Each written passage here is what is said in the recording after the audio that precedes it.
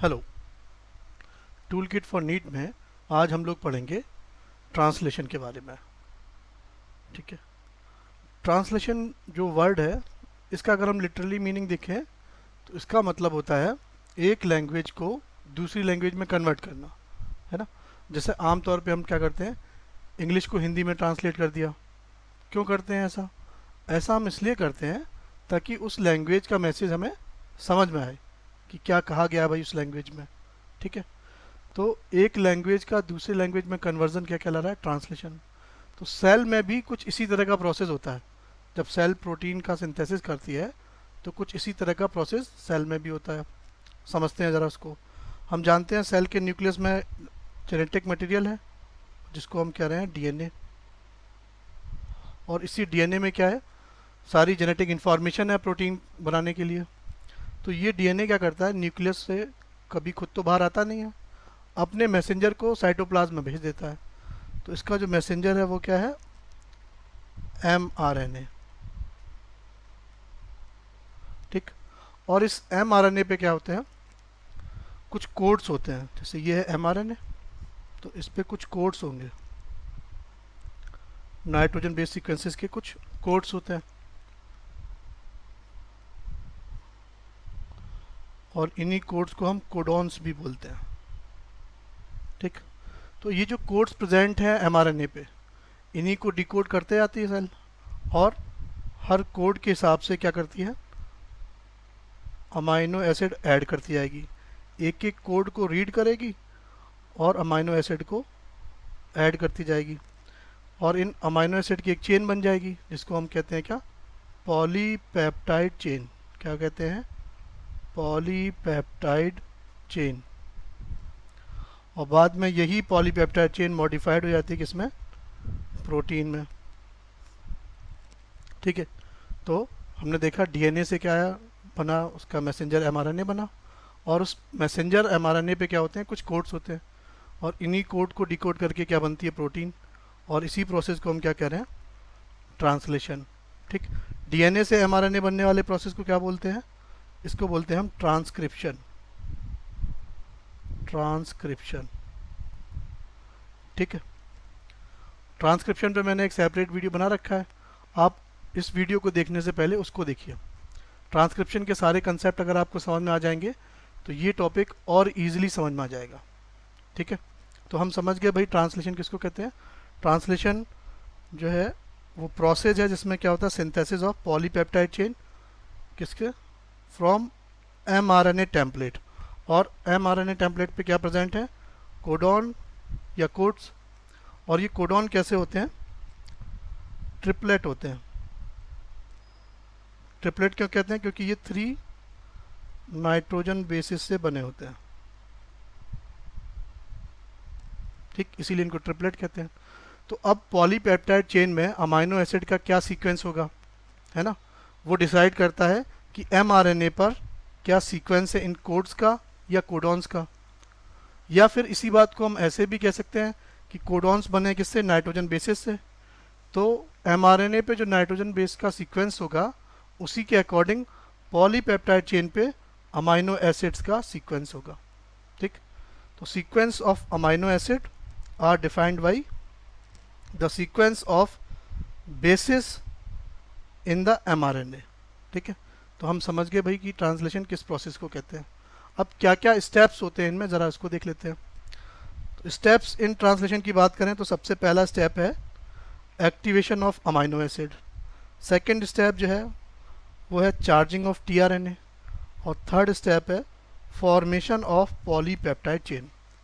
अब इस third step को हमने फर्दर डिवाइड कर रखा है 3 स्टेप में: इनिशिएशन, इलोंगेशन और टर्मिनेशन। ठीक है। तो ये पूरा प्रोसेस कैसे होता है ज़रा स्टेप बाय स्टेप समझ लेते हैं। तो पहला स्टेप है activation of amino acid, sorry. ठीक है। अब ये जो टर्म है एक्टिवेशन, ये कहीं भी आएगा तो इसका मतलब क्या होता है? फॉस्फोराइलेशन। क्या मतलब होता है इसका? फॉस्फोराइलेशन, है ना। फॉस्फोराइलेशन का मतलब ट्रांसफर ऑफ फॉस्फेट ग्रुप या एडिशन ऑफ फॉस्फेट ग्रुप। ठीक। तो यहाँ पे हम क्या करेंगे? अमाइनो एसिड को उसमें हम ऐड करेंगे एटीपी। जैसे ये हमें दिख रहा है अमाइनो एसिड और ये रहा हमारा एटीपी। तो पहले हम अमाइनो एसिड को एटीपी ऐड करेंगे, फिर इस अमाइनो एसिड को बाइंड कर देते हैं एक एंजाइम के साथ। उस एंजाइम का नाम है अमाइनो एसाइल टीआरएनए सिंथेज। ठीक, अमाइनो एसाइल टीआरएनए सिंथेटिस, ये रहा वो एंजाइम। और हम देख रहे हैं इस एंजाइम में दो एक्टिव साइट है। पहली एक्टिव साइट है अमाइनो एसिड बाइंडिंग साइट और दूसरी साइट है टीआरएनए बाइंडिंग साइट। मतलब इसकी एक एक्टिव साइट या एक पॉकेट से आके जुड़ेगा अमाइनो एसिड और दूसरी एक्टिव साइट या पॉकेट से आके जुड़ेगा टीआरएनए। ठीक है, चलो देखते हैं ज़रा इसको। अमाइनो एसिड आके बाइंड हो गया एंजाइम से और एटीपी भी बाइंड हो गया। फिर क्या होगा, ये जो ट्राईफॉस्फेट है एटीपी है, ये ब्रेक हो जाएगा। ये एटीपी जो है ब्रेक हो गया, दो फॉस्फेट जो है वो रिलीज हो गए, दो फॉस्फेट रिलीज हो गए। अब जो बना कॉम्प्लेक्स उसको हम क्या कह रहे हैं, amino acyl AMP enzyme complex. Amino acyl AMP enzyme complex, इसी को बहुत सारी बुक्स में एक्टिवेटेड अमाइनो एसिड लिखा है, अमाइनो एसिड। ठीक, तो पहला स्टेप हो गया कि जिसमें हमने अमाइनो एसिड को क्या कर दिया, एक्टिवेट कर दिया। इसके बाद क्या होगा, सेकंड स्टेप। सेकंड स्टेप क्या है, चार्जिंग ऑफ टीआरएनए। ठीक, तो चार्जिंग ऑफ टीआरएनए को समझने से पहले थोड़ा बेसिक स्ट्रक्चर समझ लेते हैं किसका, टीआरएनए का। ठीक, तो ये हमारा टीआरएनए का डायग्राम दिख रहा है हमें। ठीक, टीआरएनए कैसा होता तो सिंगल स्टैंडर्ड ही है, लेकिन इसका आधे से ज़्यादा पार्ट जो है वो डबल स्टैंडर्ड में मिलता है, जहाँ पर न्यूक्लियोटाइड्स हैं वो आपस में क्या बना लेंगे, हाइड्रोजन बॉन्डिंग हो जाती है। ये हाइड्रोजन बॉन्डिंग हो गई तो ये आपस में डबल स्टैंडर्ड बना लेते हैं। डबल स्टैंडर्ड टीआरएनए इसको कहते हैं स्टेम। और जहाँ पर सीडो नाइट्रोजन बेस से बना न्यूक्लियोटाइड होगा वहाँ पर क्या फॉर्मेशन होता है, लूप का। ठीक है, तो 3 लूप होते हैं टीआरएनए में और इन लूप के नाम उन्हीं सीडो नाइट्रोजन बेस के बने हुए न्यूक्लियोटाइड की वजह से है। जैसे टी-साइसी लूप का नाम है सीडो यूरिडीन। ठीक, इस न्यूक्लियोटाइड की वजह से। और डीएचयू का नाम होता है डाईहाइड्रो यूरिडीन की वजह से।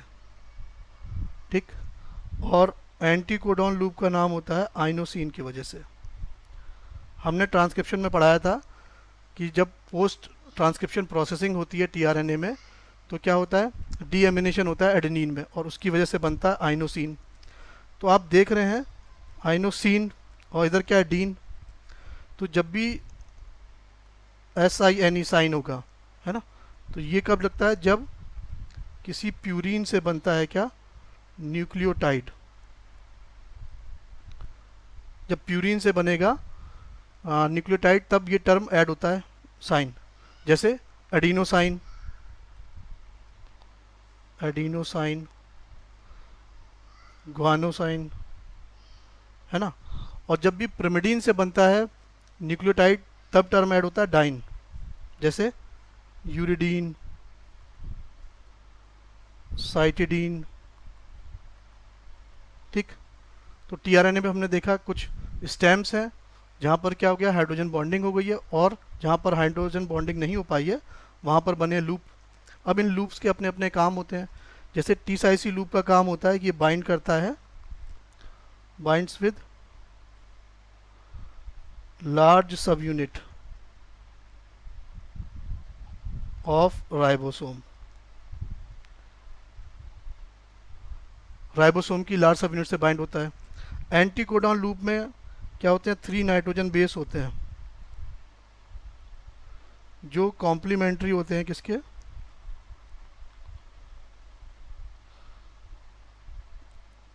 किसी पर्टिकुलर कोडॉन के। और इसी एंटीकोडॉन लूप के हेल्प से टीआरएनए रीड करता है उस कोडॉन को और उस कोडॉन के अकॉर्डिंग क्या ले आता है, अमाइनो एसिड लेके आता है। DHU लूप का काम क्या होता है? ये DHU लूप बाइंड करेगी एंजाइम से, बाइंड्स विद एंजाइम। कौन सा enzyme? Amino acyl tRNA synthetase, ये एंजाइम जिसकी एक पॉकेट से ATP बाइंड है। तो ये जो DHU लूप है अब ये जाके बाइंड होगी किससे? इस एंजाइम से। ये देखो tRNA जाके बाइंड हो गया इस DHU लूप की हेल्प से। ठीक, अब इसके बाद क्या होगा? ये अमाइनो एसिड जो है tRNA के 3' एंड, 3' एंड पे क्या होता है? फ्री अल्कोहलिक ग्रुप होता है, जो होती है अमाइनो एसिड बाइंडिंग साइट या अटैचमेंट साइट। तो यहाँ पर आके अमाइनो एसिड बाइंड हो जाएगा। ठीक है, फिर जैसे ही ये प्रोसेस हुआ, फिर tRNA जो है जिस पे अमाइनो एसिड बाइंड है वो फ्री हो जाता है, और उसको हम लोग क्या बोलते हैं? Charge tRNA। ठीक, इसको हम क्या कह रहे हैं? Charge tRNA। Charging of tRNA को हम एसाइलेशन ऑफ tRNA भी बोलते हैं। क्या बोलते हैं? Acylation of tRNA। ठीक, और क्या होगा? अब ये जो एंजाइम का कॉम्प्लेक्स बना था ये डिसॉल्व हो जाएगा, एंजाइम भी फ्री हो जाएगा और AMP भी फ्री हो जाएगा। तो ये AMP फ्री हो गया और एंजाइम भी कैसे हो? एंजाइम भी फ्री हो गया। ठीक, तो हमारा सेकेंड स्टेप कंप्लीट हो गया, charging of tRNA। Third step हमारा क्या है? Formation of polypeptide chain. Third step हमारा है पॉलीपेप्टाइड चेन, और इसी स्टेप को हमने फर्दर 3 कैटेगरी में डिवाइड किया था, जिसमें पहला था इनिशिएशन। ठीक है, तो अब इनिशिएशन में क्या होगा? mRNA से पहले सब यूनिट आके बाइंड होती है, फिर उसके बाद पहला tRNA के बाइंड होता है, और असेंबलिंग होती है राइबोसोम की। लार्ज सब यूनिट और स्मॉल सब यूनिट की क्या होगी? असेंबलिंग। और इस असेंबलिंग के लिए कुछ फैक्टर्स चाहिए होते हैं, और उन्हीं फैक्टर्स को हम क्या बोलते हैं? Initiation factors. और ये इनिशिएशन फैक्टर प्रोकैरियोट्स में होते हैं 3 और यूकैरियोट्स में होते हैं 9। ठीक है, क्या काम होता है इनका? ये हेल्प करते हैं असेंबलिंग ऑफ सब यूनिट्स ऑफ राइबोसोम। और असेंबलिंग में एक और चीज़ का इंपॉर्टेंट रोल होता है जिस पे क्वेश्चन आता है। असेंबलिंग ऑफ सब यूनिट्स में मैग्नीशियम आयन का भी बहुत इंपॉर्टेंट रोल होता है। ठीक है, अगर मैग्नीशियम आयन की कॉन्सेंट्रेशन हाई है तो ये प्रोसेस होगा, असेंबलिंग होगी, और अगर मैग्नीशियम आयन की कॉन्सेंट्रेशन कम है तो असेंबलिंग ऑफ सब यूनिट नहीं होती है। ठीक है, तो इनिशिएशन में सबसे पहले क्या होगा? ये जो स्मॉल सब यूनिट है, सब यूनिट, ये जाके बाइंड होगी कहाँ पर? हाँ, mRNA पे। तो ये कहाँ पर इसको mRNA पे बाइंड होना है, कैसे पता चलेगा? तो हमने ट्रांसक्रिप्शन पढ़ाते टाइम बताया था कि भाई स्मॉल सब यूनिट में क्या होता है? 18S rRNA होता है, और इस 18S rRNA से बना स्मॉल सब यूनिट में क्या होता है? एक कॉम्प्लीमेंट्री सीक्वेंस होता है, कॉम्प्लीमेंट्री सीक्वेंस। और ये किसके कॉम्प्लीमेंट्री होता है? कैपिंग के। तो ये जो कैप है 7 मिथाइल ग्वानोसिन ट्राइफॉस्फेट का जो कैप है, उसकी हेल्प से स्मॉल सब यूनिट जाकर बाइंड हो जाएगा। कहाँ पर? स्टार्टिंग कोडॉन से। और ये किस में हो रहा है? यूकैरियोट्स में। तो ये स्मॉल सब यूनिट जाके बाइंड हो गया स्टार्टिंग कोडॉन से। ठीक, प्रोकैरियोट में कैसे स्टार्ट होगा? प्रोकैरियोट में क्या होता है? कैप तो होता नहीं है, तो उसकी जगह एक सीक्वेंस होता है जिसको बोलते हैं SD सीक्वेंस। SD सीक्वेंस मतलब शाइन डेलगार्नो सीक्वेंस। ठीक है, तो ये 8 नाइट्रोजन बेसिस का सीक्वेंस होता है, जो इनिशिएशन कोडॉन से 4 to 12 नाइट्रोजन बेस पहले प्रेजेंट होता है। ठीक, तो इसकी हेल्प से स्मॉल सब यूनिट जाके बाइंड हो जाएगा स्टार्टिंग कोडॉन से। ठीक है, तो यूकैरियोट में कैसे बाइंड हुआ? यूकैरियोट में बाइंड हुआ with the help of cap, और प्रोकैरियोट में कैसे बाइंड हुआ? With the help of SD sequence. ये बात हो गई प्रोकैरियोट की। ठीक, अब एक दो बात और कर लेते हैं, जैसे कि यूकैरियोट में क्या होता है? पहले ट्रांसक्रिप्शन जब कंप्लीट हो जाता है और mRNA जब साइटोप्लाज्म में आता है तभी जाके क्या स्टार्ट होता है? ट्रांसलेशन। लेकिन प्रोकैरियोट में क्या होता है? कोई न्यूक्लियर एनवेलप तो होता नहीं है, कोई ऐसा 2 कंपार्टमेंट तो है नहीं है। तो कई बार क्या होता है? ट्रांसक्रिप्शन कंप्लीट होने से पहले ही ट्रांसलेशन स्टार्ट हो जाता है। ये भी इंपॉर्टेंट बात है। दूसरा, कि जो स्टार्टिंग कोडॉन है ना, ये कोड तो दोनों में AUG के लिए होता है, दोनों में AUG कोड होता है, लेकिन AUG यूकैरियोट में किसके लिए कोड करता है? मैथ्यू 9 के लिए, मैथ्यू 9। और प्रोकैरियोट में ये कोड करता है किसके लिए? फॉर्मेल मैथ्यू 9 के लिए, फॉर्मेल मैथ्यू 9। ठीक, तो इनिशिएशन में सबसे पहले क्या हुआ? स्मॉल सब यूनिट mRNA से आके बाइंड हो गया। अगला स्टेप क्या होगा? अगले स्टेप में क्या होगा कि पहला tRNA आके बाइंड होगा जो स्टार्टिंग कोडॉन के हिसाब से क्या लेके आ रहा होगा? Amino acid. तो अगर हम यूकैरियोट की बात कर रहे हैं तो यूकैरियोट में क्या होता है? स्टार्टिंग कोडॉन AUG, और उसके अकॉर्डिंग ये अमाइनो एसिड क्या होगा? मैथ्यू 9। ठीक, तो पहला tRNA आके बाइंड हो जाएगा। किसे बाइंड होगा? इसी स्टार्टिंग कोडॉन के अकॉर्डिंग। ठीक है, तो यूकैरियोट में जो स्मॉल सब यूनिट होती है उसको क्या बोलते हैं? 40S mRNA की बाइंडिंग हो जाएगी किससे? उस tRNA के साथ जिसके पे क्या है? मैथ्यू 9 है। और क्या बन जाएगा? 40S mRNA tRNA कॉम्प्लेक्स बन जाएगा। ये कॉम्प्लेक्स बन गया। फिर क्या होगा? लार्ज सब यूनिट आके बाइंड होगी, असेंबलिंग होगी लार्ज सब यूनिट और स्मॉल सब यूनिट की। अब ये लार्ज सब यूनिट आके स्मॉल सब यूनिट से बाइंड हो गया, असेंबली हो गई। तो जैसे ही असेंबली होगी, अब इनिशिएशन फैक्टर का काम पूरा हो गया। तो इनिशिएशन फैक्टर क्या होंगे? यहाँ से रिलीज हो जाएंगे। ठीक, लार्ज सब यूनिट बाइंड करेगी इस कॉम्प्लेक्स से और कंप्लीट राइबोसोम का फॉर्मेशन हो गया। अब इनिशिएशन फैक्टर जो है वो रिलीज हो जाएंगे, उनका काम पूरा हो गया। ठीक, तो ये हो गया इनिशिएशन। इसके बाद का जो स्टेप है वो है क्या? एलोंगेशन। ठीक, एलोंगेशन में क्या होगा उसको भी समझने से पहले कुछ एक दो बात। जैसे जो लार्ज सब यूनिट होती है उसमें 3 साइड होती है, EPA। E का मतलब क्या है? एग्जिट। और P का मतलब है peptide bond formation site.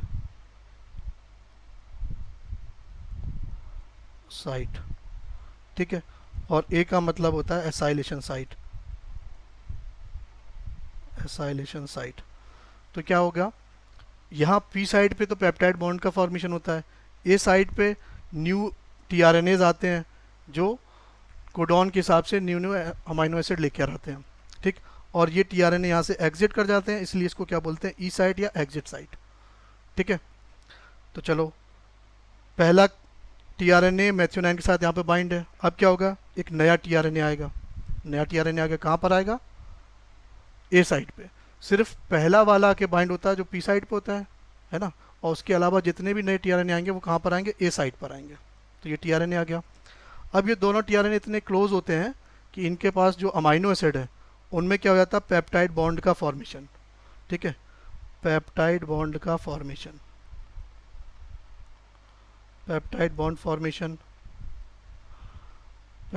Formation पे नीट में बहुत क्वेश्चन आता है। ये किन के बीच में होगा? फर्स्ट अमाइनो एसिड का कार्बोक्सिल ग्रुप और सेकंड अमाइनो एसिड का अमाइन ग्रुप, इनके बीच में क्या होता है? पेप्टाइड बॉन्ड का फॉर्मेशन होता है इन दोनों के बीच में। और इस प्रोसेस के लिए एक एंजाइम की ज़रूरत पड़ती है जिसको हम बोलते हैं पेप्टाइडल ट्रांसफीरेज। क्या बोलते हैं? पेप्टाइडल ट्रांसफीरेज। और ये जो एंजाइम है ये प्रोटीन का बना नहीं है, न्यूक्लिक एसिड का बना हुआ है ना। कौन सा? rRNA। यूकैरियोट में वो काम कौन करता है? 28S rRNA। और प्रोकैरियोट में वो काम कौन करता है? 23S rRNA। और ये क्या है? न्यूक्लिक एसिड का बना एंजाइम है, तो इसी को क्या बोलते हैं? राइबोजाइम। बहुत इंपॉर्टेंट पॉइंट है ये।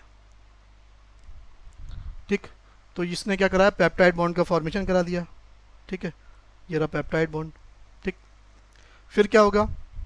ये पेप्टाइड बॉन्ड बन गया इनके बीच में, और ये tRNA जो वैकेंट हो गया है, जिसने अनलोडिंग कर दिया अमाइनो एसिड का, ये किस पे आएगा? ई साइड पे आएगा, और यहाँ से फिर ये बाहर चला जाएगा।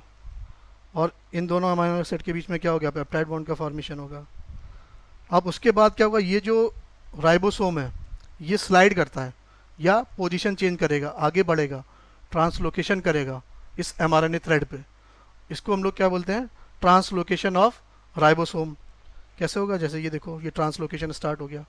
तो इस ट्रांसलोकेशन के लिए भी एक एंजाइम चाहिए होता है और उसको हम बोलते हैं ट्रांसलोकेज। क्या बोलते हैं? ट्रांसलोकेज। ये हेल्प करता है मूवमेंट ऑफ राइबोसोम में। ठीक, इतनी बात हो गई। अब ये जो प्रोसेस चल रहा है एलोंगेशन, तो इसके लिए भी कुछ एलोंगेशन फैक्टर की ज़रूरत पड़ती है। और ऐसे एलोंगेशन फैक्टर यूकैरियोट में कितने होते हैं? 2, और प्रोकैरियोट में होते हैं 3। ठीक, और ये एलोंगेशन फैक्टर क्या कराएंगे? ये जो न्यू टीआरएनए आ रहे हैं ना, इनको बाइंडिंग साइट प्रोवाइड करते हैं।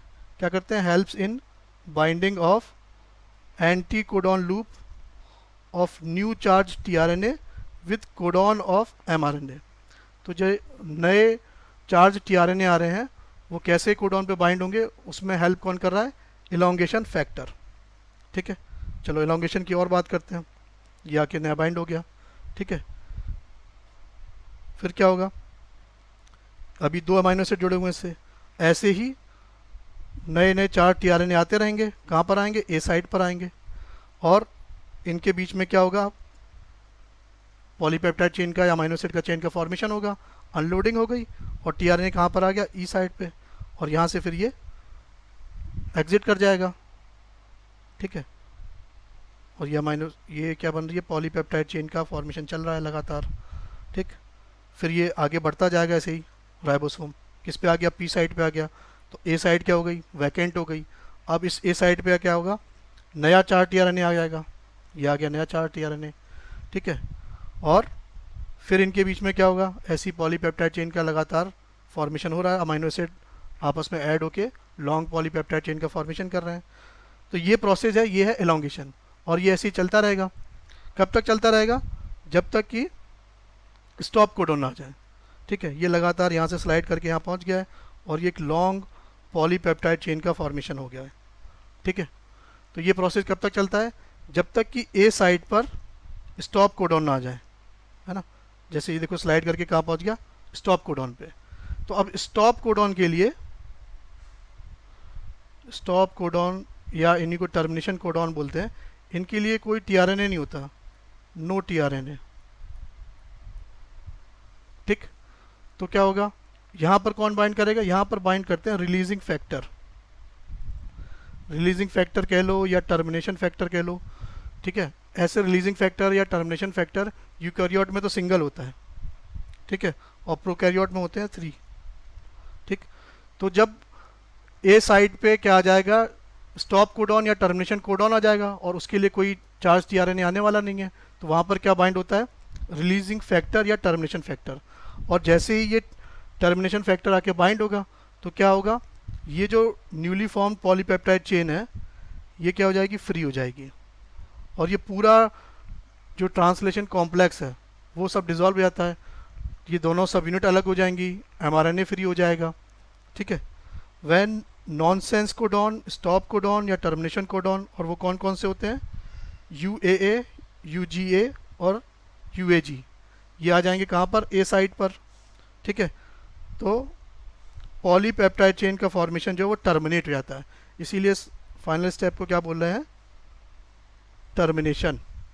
ठीक है, और जो बॉन्ड बना था बिटवीन लास्ट टीआरएनए और पॉलीपेप्टाइड चेन वो ब्रेक हो जाएगा और पॉलीपेप्टाइड चेन क्या हो जाती है? फ्री हो जाती है। ठीक है, और इस तरह से हमारी क्या बन गई? पॉलीपेप्टाइड चेन बन गई। अब इसी पॉलीपेप्टाइड चेन का क्या होगा? गोल्गी बॉडी में मॉडिफिकेशन होगा और प्रोटीन का फॉर्मेशन हो जाएगा। ठीक है, तो ये सिंपल सा कॉन्सेप्ट था टर्मिनेशन का। ठीक है, आई होप ये वीडियो आपको समझ में आया होगा। अगर आपको ये वीडियो अच्छा लग रहा है तो आप इसको शेयर करिए, लाइक करिए, सब्सक्राइब कीजिए। और अगर आपका कोई डाउट है तो आप कमेंट सेक्शन में मुझसे पूछ सकते हैं। Thank you.